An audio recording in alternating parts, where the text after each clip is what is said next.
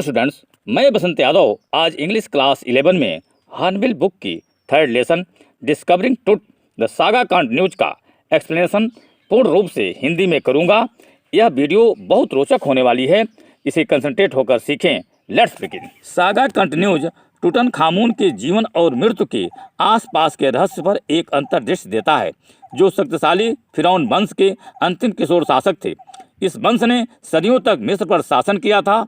वह अपने वंश का अंतिम शासक था और उसके अंतिम संस्कार ने इस शक्तिशाली राजवंश का अंत कर दिया।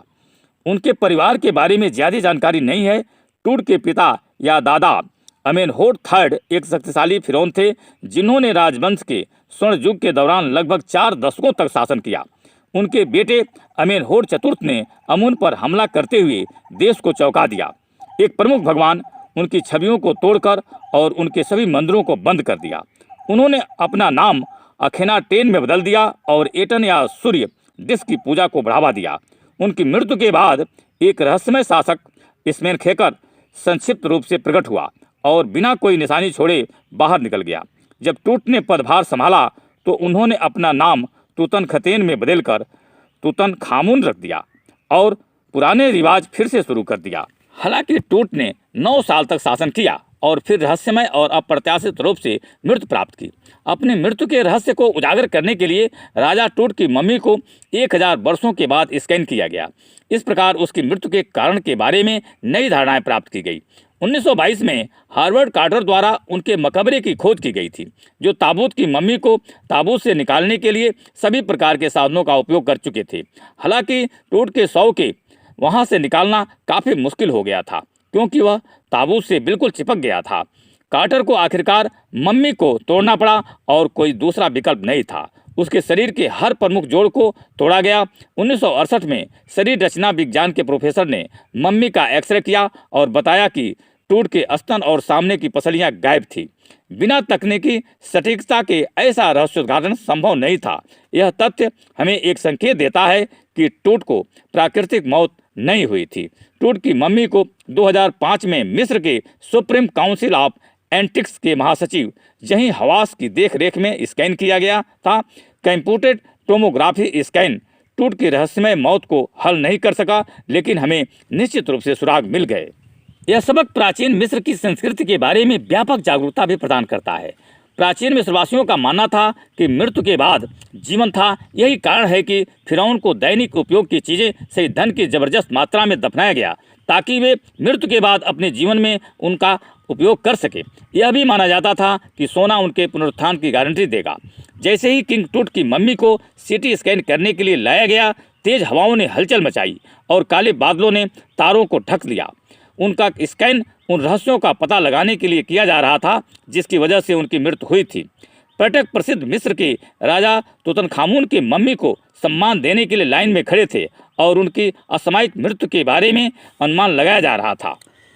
मिस्र के सुप्रीम काउंसिल ऑफ एंटिक्स के महासचिव जई हवास के अनुसार मम्मी बहुत बुरी स्थिति में थी।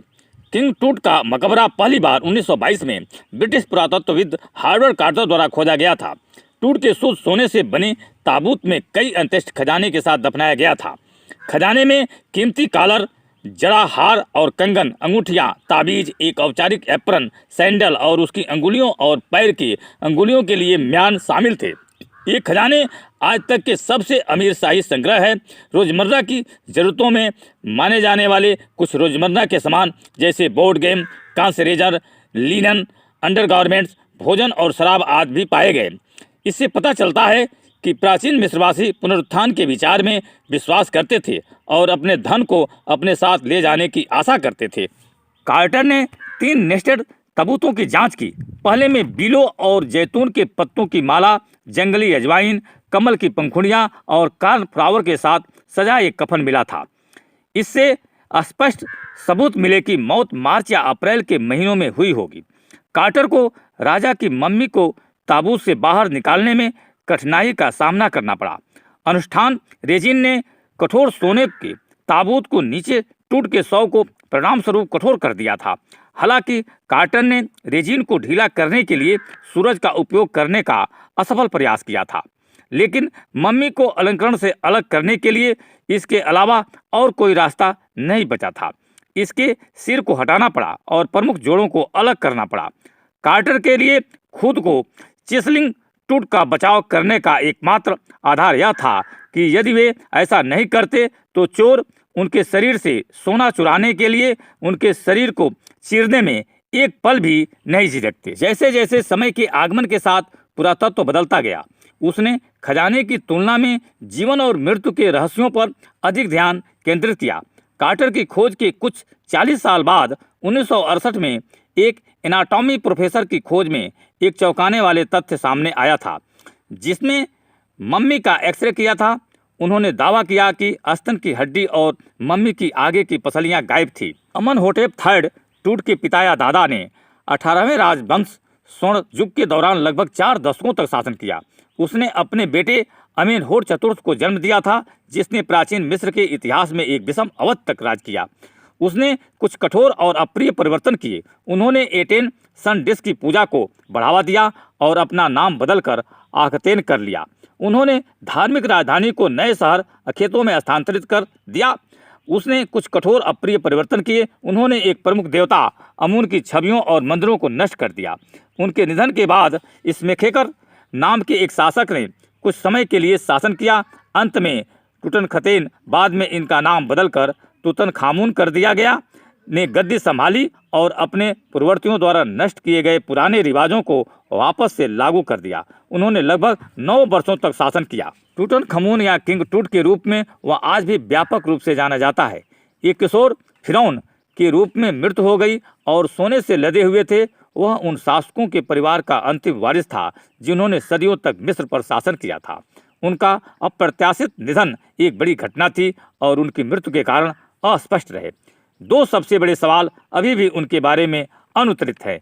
उनकी मृत्यु कैसे हुई और उनकी मृत्यु के समय वह कितने साल के थे। वर्ष 2005 में उनकी मृत्यु के 3300 से अधिक वर्षों के बाद किंग टूट की मम्मी सीटी स्कैन से गुजरने वाली पहली मम्मियों में से एक बनी। जही हवास के नेतृत्व में और एक पोर्टेबल सीटी मशीन के साथ किया गया। स्कैन से उनके जीवन और मृत्यु के बारे में नए सुराग मिले। उसने राजा टूट के सटीक फोरेंसिक पुनर्निर्माण के लिए सटीक डेटा प्रदान किया। सीटी मशीन के कूलर के पंखे में रेत होने के कारण उन्हें स्कैनिंग प्रक्रिया को पूरा करने के लिए 2 प्लास्टिक पंखों का उपयोग करना पड़ा।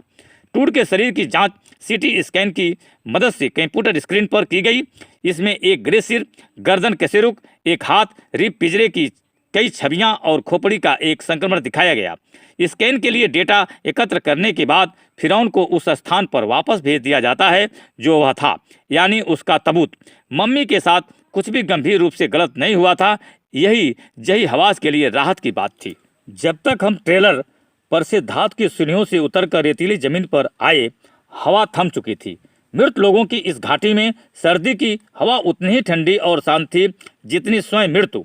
टूट के मकबरे के प्रवेश द्वार के ठीक ऊपर ओरियन तारामंडल था, जिसे प्राचीन मिस्रवासी मृत्यु के बाद के देवता ओसिरिस की आत्मा के रूप में जानते हैं, जो इस किशोर राजा की निगरानी कर रहा था। थैंक्स।